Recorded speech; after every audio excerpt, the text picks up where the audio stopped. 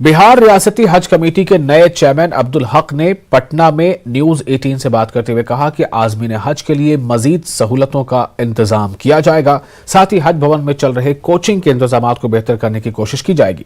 हज कमेटी के चेयरमैन का कहना है कि हमारी कोशिश पूरे बिहार में नौजवानों के दरमियान हज के सिलसिले में बेदारी मुहिम चलाना रहेगा। नौजवानों को हज के लिए तैयार करने की मुहिम पूरे साल चलाई जाएगी। इस साल बिहार के आज़मीन कोलकाता से बैतुल्लाह के लिए रवाना होंगे। कोलकाता में आज़मीन हज को सहूलत मुहैया करने के लिए बिहार हज कमेटी की टीम वहां कैंप करेगी।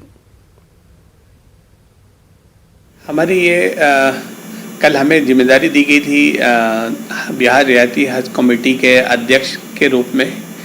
ये हमारी पहली प्रायोरिटी रहेगी। मैं बिहार रियासती हज कमेटी में जब 2012 में सदस्य के रूप में था तो हमारी भी उस वक्त प्रायोरिटी थी कि हाजी की तादाद हम बिहार के अंदर में कैसे उसको सुधारें।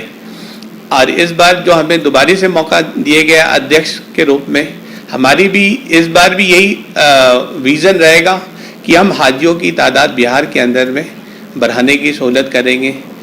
हर डिस्ट्रिक्ट हल्के में इस तरबियती प्रोग्राम को और हज के अय्याम को फैलाने का काम करेंगे।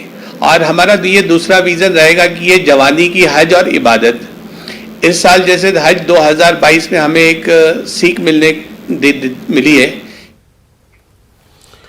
और अगली खबर पटना के आज़मीन हज के लिए हज तरबियती प्रोग्राम 29 मई को पटना हज भवन में मुनक़िद किया जाएगा। हज कमेटी के सीईओ राशिद हुसैन ने पटना जिले के आज़मीन हज से तरबियती प्रोग्राम में शिरकत करने की अपील की है।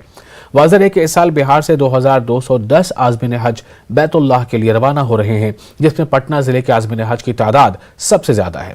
राशिद हुसैन के मुताबिक तरबियती प्रोग्राम की मुकम्मल तैयारी कर ली गई है। आज़मीन हज को हज के मुताबिक तमाम जरूरी बातों की इसमें जानकारी दी जाएगी।